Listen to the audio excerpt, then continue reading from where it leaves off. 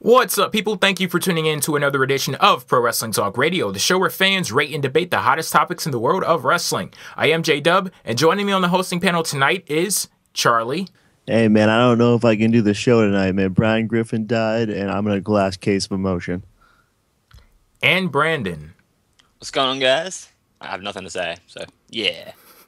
Alrighty, transitioning to our top story of the week, the final image of Survivor Series featuring John Cena and Randy Orton in an intense stare-down led directly into a huge announcement on Monday Night Raw. The Authority announced that at TLC, we will see WWE Champion Randy Orton and World Heavyweight Champion John Cena in a tables, ladders, and chairs match with both titles on the line. We've all expressed disdain in WWE's recent run with pay-per-views. Is this match a sign of good things to come? Well, are we talking about the whole concept of the championships or just the match as a quality match? You examine it from whatever angle you want to. Because I was missing a word in that segment. There was an important word that really needed to be said. Yeah. It never came out. Yeah. You get where I'm going with this, Jay? Mm-hmm. The word unification was never brought to anybody's edge of their lips and out into the microphone, which scares the hell out of me, because does anybody put it past WWE to have Cena and Orton up at the top of the ladder and have one grab one belt and the other grab the other? Like, no. Is that far-fetched? Yeah, I'm terrified of that situation. Or if they don't do that, does anybody put it past WWE and then Royal Rumble be like, okay, John Cena, you have both belts, you're going to defend the world title against Alberto Del Rio and the friggin' WWE title against Orton, and we're going to have Orton win the WWE title back and you retain the title against Del Rio. Does anybody put that? Like, that word unification was superly important and it just never came, and I was kind of like, ugh. Like, I was kind of like, great, I can see where this is going. We're going to do some clusterfuck little thing that is going to aggravate me to no end, because I'm going to be looking for this unification, be all excited and hyped, and I'm going to be into it, and then it's going to be like, oh yeah, they just switched titles and we don't know what to do now, and we're going to no finish another pay-per-view. So that's just, maybe I'm just being too negative, maybe I'm just reading too much into it, but it did scare me, the prospect of not having the word unification said. Also, in this build-up, I don't think what we got at Survivor Series at the end and what we got on Raw, I don't think it's enough for this match. If this is indeed for both titles, that's not enough for me. I wanted more, but either way, it's already made. My main problem with this, as Charlie said, if them both grabbing different titles, if that is doing this for Cena to grab the WWE title back, I'm going to be so annoyed. So I'm hoping someone leaves with both titles, because that's all I want. But I think this match itself, it can make TLC good as long as it's done right, and I'm looking forward to it. So just hope they don't drop the ball and make it a good showing. On principle, this match shouldn't occur anywhere else but WrestleMania, and the fact that it's not happening there, but it's going to be at TLC instead, lets me know that some shit is going on here. Some shenanigans will go down. That, along with the fact, I'm going to go back to what Charlie said, the word unification was never mentioned. So honestly, it's either I don't think you're reading too much into this, or maybe we're both just reading too much into it, because I also remember the announcer saying that one man could, not would, walk away with both titles. And it looks as if there'll be three options as to what will happen here. One man walks away with both titles, or each man leaves with the title that they came in with, or they do the little switcheroo. John Cena becomes a WWE champion and Orton becomes the world champion. And we have weeks to debate the possibilities, but for where we are now, I honestly say it's about damn time that this match happened. I've been a big advocate for reinstating the brand extension, and I just listened to a clip of PWTR back in the summer, I think it was July, where there was a champion versus champion match where John Cena was a world champion and he was a WWE champion. He faced a world heavyweight champion, Alberto Del Rio, and I was talking about how much I hated that match was just thrown on the show, Punk and Bryan, just also straight up. Before. Yep. And then there was, not too long ago, it was John Cena versus Kane, I think. So this match has happened a lot. Yeah, I've been a big advocate of reinstating the brand extension, and I actually enforcing it, because I don't like the fact that both world champions are on the same show. It automatically forces one of them to take a back seat and be viewed as less important than the other. And 99 times out of 100, that's going to be whoever the world heavyweight champion is. But that exception just so happens to be the person who's holding the world title now, John Cena.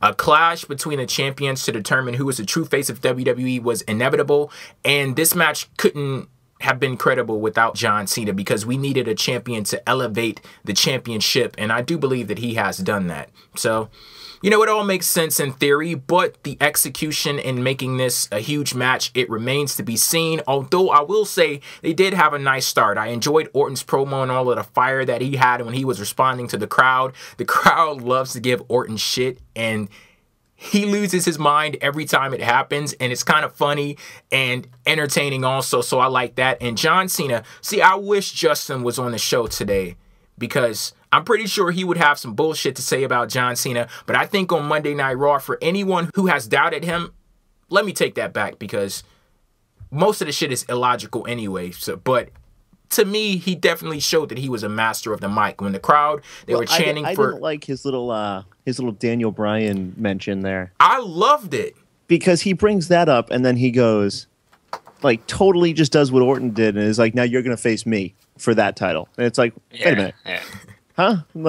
Like, pot calling the kettle black.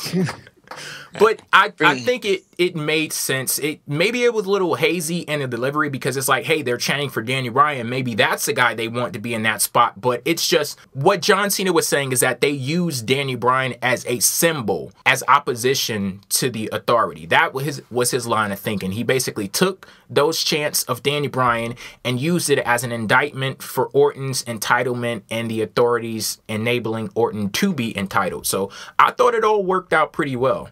And that's great that you can have somebody that goes out there and the crowd may not necessarily be in their favor, but they know how to switch it up, turn it around. And he actually did get the crowd cheering for him. So I thought that was good. And, you know, this was a nice start, but a champion versus champion match should be one of the biggest matches WWE could possibly put on, if not the #1 biggest. And I'm sure that Cena winning the world title in the first place, it was exactly for a match like this. So that tells me that they had ample time to think about this and plan it out. So I'll be watching this build like a hawk, and any slip-ups, best believe I'll be calling that ass out.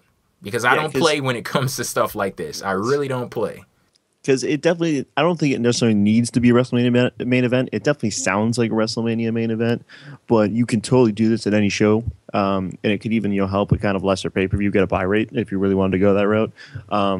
Where it starts to become an issue is you have to build it up, and you're not just going to throw this kind of match on any show and just say, here it is, buy this pay-per-view. You got to build this up, and I believe the first interaction really that they'd ever had was when Cena was back in the office at Survivor Series, and then he comes out at the end of Survivor Series, and that gives him like 3-4 weeks to build up this match. So I'm going to be really interested to see, how we're going to approach this, how they're going to get this meaning something huge in a pretty short period of time. Going back to something Brandon said earlier, you talked about how that wasn't enough for you. I kind of agree with that because I'm talking about how big this match could be, should be, would be, all of that good stuff. The little interaction that we did have from John Cena and Randy Orton, I was thinking that this was foreshadowing for something like WrestleMania. Like you start the slow burn now and then slowly build it up to that climax at WrestleMania. But the fact that they booked this match so early, it wasn't enough for me. Yeah, but that is where we are right now, so we'll see what they do with it. But isn't it 3 weeks? Like, can they? That's my main problem. Like, with 3 weeks, can they really make a match so big mean that much with 3 weeks of build up? Is really what I'm thinking. The hell, they sure as hell better do it, because if not, you will feel the wrath of J-Dub. You booked the match at that show.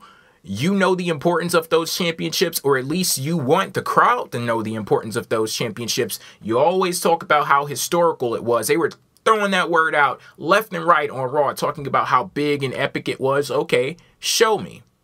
Show me.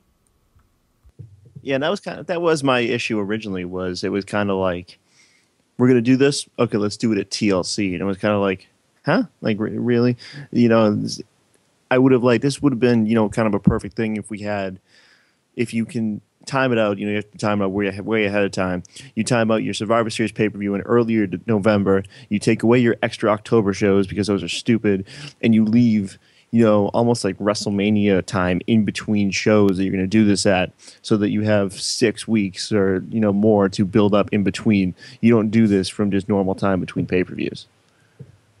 Yeah, and the fact that, I think that's why they were forced to make the match so early, because they only have 3 weeks. So I think that's really going to hurt them. But hopefully they know what they're doing. But yeah, as Charlie said, they should have waited, maybe done not had this pay-per-view, stretched it out. But we'll see. And going back to something that I said earlier, I was talking about how John Cena winning the World Championship way back when, a few months ago, from Alberto Del Rio. A lot of people were wondering why John Cena won that championship. The question was answered now, and go ahead and give the props to the people who called something like this back then. The fact that John Cena winning the World Heavyweight Championship was a signal that they were going to go for some kind of champion versus champion, or maybe even a unification match. Yeah, and I don't think that all of the foreshadowing from the fans really makes up for it, because this match, even though it was just booked on this past episode of Raw, it's been talked about for months on the internet, and I don't think that that's enough. Like Stephanie and Triple H, they were in the ring, and they were like, yeah, we've actually been discussing the possibility of something like that. Why the fuck haven't we seen it? I mean, can we get a little bit more than what we got? But yeah, like I said, we are where we are right now, and let's see the execution. Champion versus champion. It sounds good on paper. Randy Orton versus John Cena. 2 biggest stars in recent memory in WWE. It all looks great. Let's see the execution. So that remains to be seen. Yeah, and my skepticism too with the whole unification thing definitely comes from, I don't get the sense that WWE really wants to do away with one of those belts. I think that they view having that they like having a lot of titles, because what it can do is you stick a title match on there. And I don't want to say they can get lazy with it, but go ahead and say it. That's exactly what it is. I don't think they have a lot of interest in not having that security blanket, for them. I don't think they want to get rid of that net. I think that they love having that belt there just to throw in the middle of something to make a match look important. Let's switch gears now over to the man that the crowd couldn't get enough of, Daniel Bryan. They were chanting his name all night, and they finally got a chance to see him when he teamed with CM.